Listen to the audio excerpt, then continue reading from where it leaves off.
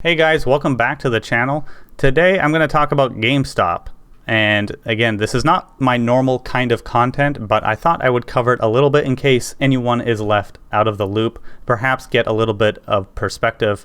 I do know quite a bit about shorts, and I'll be explaining that a little bit, and been following the Wallstreet bets, not from the beginning, because if I was, then I'd be like a multi-millionaire by now, but for disclosure, I do own a couple of shares of GameStop, anything I say in here is not financial advice, but maybe I can help explain what is actually going on. We have billionaires crying on live TV saying that this is the end of the financial sector. We have Jon Stewart remaking his Twitter account, and his very first tweet is, "This is bullshit. The Redditors aren't cheating. They're joining a party Wall Street insiders have been enjoying for years. Don't shut them down. Maybe sue them for copyright infringement instead. We've learned nothing from 2008. I think that says quite a bit when you get Jon Stewart to remake his Twitter account because he didn't want to be involved at all. And here he is. You have the subreddit Wall Street Bets, which is a page on the Reddit website. They've gone from 2 million to 7 million users in the past 5 days or so. And that's incredible. It took them 10 years to get to 2 million before. Why has this started? Well, it all started when this guy called Deep Effing Value called out Wall Street Bets on GameStop 6 months ago. And he put up $50,000 of his own money to make that bet. And for the record, it is the 30th, and he's still holding somewhere north of 40 million equivalent dollars of value. So he is holding right now. And he did a lot of research into why GameStop was the possible vehicle for a huge short squeeze. The biggest issue is that you have hedge funds shorting more than the available shares for GameStop. And like, that doesn't even sound real. Like, how do you do that? How is that legal? Apparently it is. There's in fact no limit to how much you can short, but you'd have to be very stupid to do it. And apparently the hedge funds, who are worth billions of dollars, did exactly that. At one point, GameStop had 150% of its available float, which is the total shares available that were in fact shorted. GameStop has around 50 million shares, and at one point there were 75 million additional shorted shares, or you could say phantom shares that are not owned but were sold to people. I don't know how it's legal, but that's what it is. And so at some point, those phantom shares need to be bought back on the system. So what happens when you try to buy 75 million phantom shares when there's only a total in the entire world of 50 million shares of GameStop stock? Well, you get a short squeeze, especially if those 50 million shares are being held by people like DFV. Or Linus went on his stream actually on Friday and said he's going to buy $50,000 worth of GameStop shares and just hold them forever until they hit zero, just to stick it to the hedge funds. And there is a lot of sentiment in the world, in forums, on Twitter, saying to do exactly that.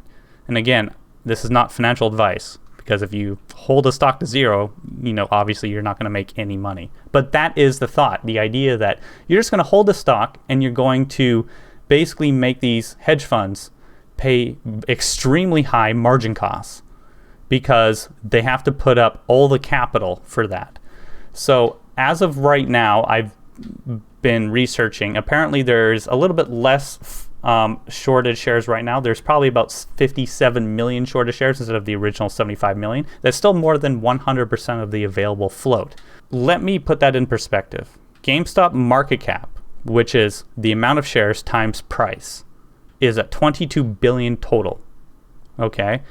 and you try to buy 57 million shares and then take them out of circulation, because someone has to own those shares at some point.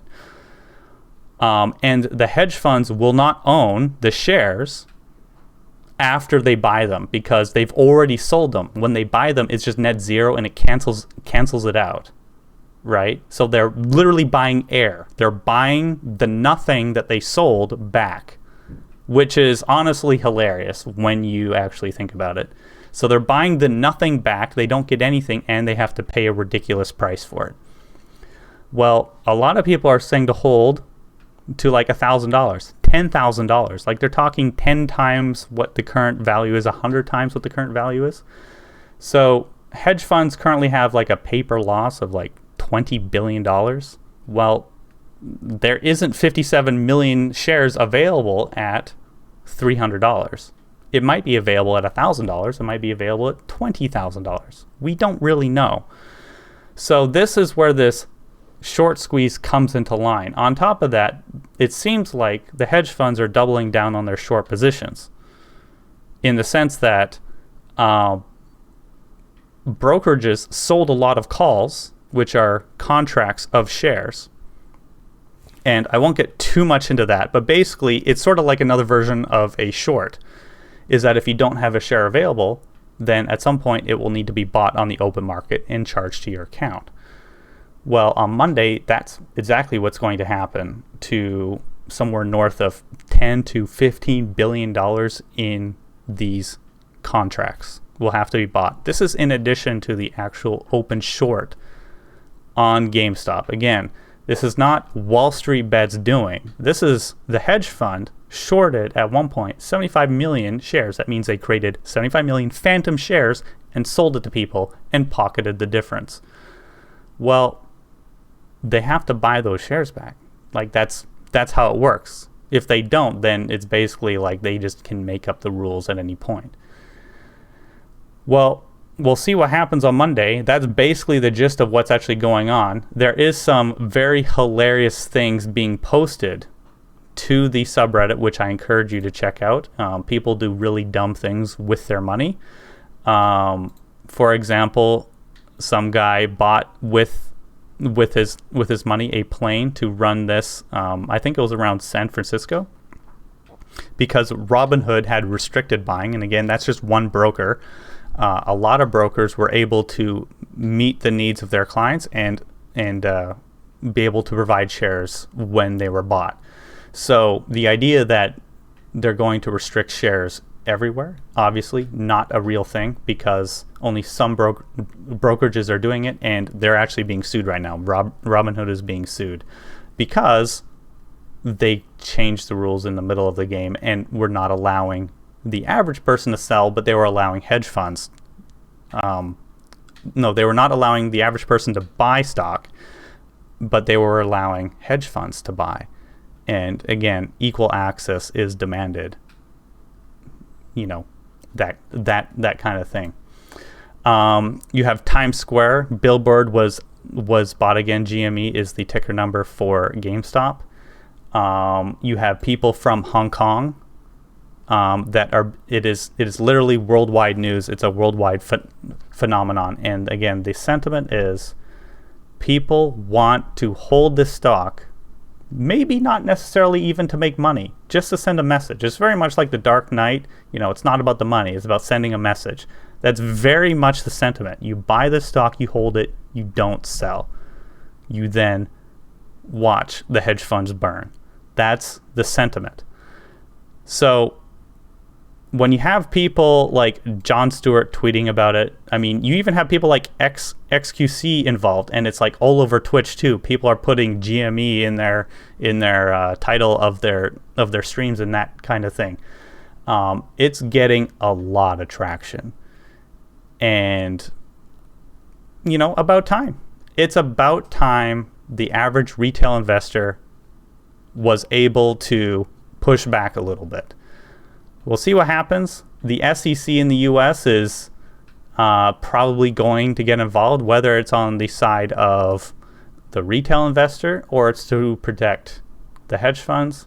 we will have to wait and see. So if you see the mainstream media talking about this and saying that, you know, they bought this stock and they're going to crash the market, and, you know, it's all doom and gloom, and the, you know, the people on Reddit are doing something illegal.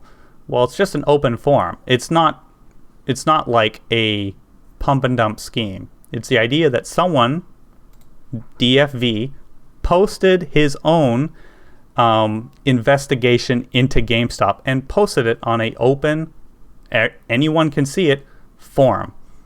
This was 6 months ago. At any point, the hedge funds could have seen this. And again, this is not, you know, hidden. There were 2 million users on this. So, I mean, it's not a small thing. They could have looked at it, they're like, hey, this guy knows that we shorted more than 100% of the stock. We should probably start getting rid of it. But they were arrogant. They thought, nah, we'll crush him. Well, apparently no one at Wallstreet Bets takes kindly to that kind of arrogance. And that's what the arrogance was that was actually shown by a couple of hedge funds. They actually posted videos and they said, we think the value is going to go back from $40 to $20 very, very soon. And guess what? It went up to like 100. And they doubled down, and they said that they were selling calls, which are those contracts. They were selling them at $90, and they're pocketing the premium of those prices, and they'll make all their money back. Well, that was like a week ago, and $90 was never seen again. So we're back at $300. Now they have to pay the difference. They have to put up those actual shares. Hopefully they had them. Anyway, so that's basically it. Stay safe out there.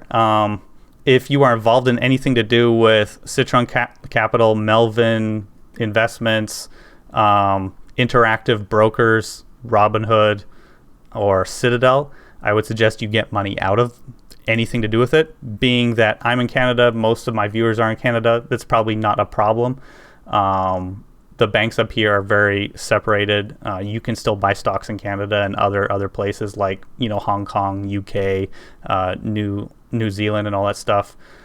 So a lot of the world is supporting GameStop stock against the US hedge funds. Anyway, guys, thank you all for watching. I will leave you with that. Hopefully I covered everything. If you have any questions, put them down in the comments and I will answer to the best of my ability, and we can go from there. I might do a follow-up update video on this if there are lots of questions, especially if, you know, the stock spikes or something like that. So that's it. I'll see you guys next time. Thank you all for watching.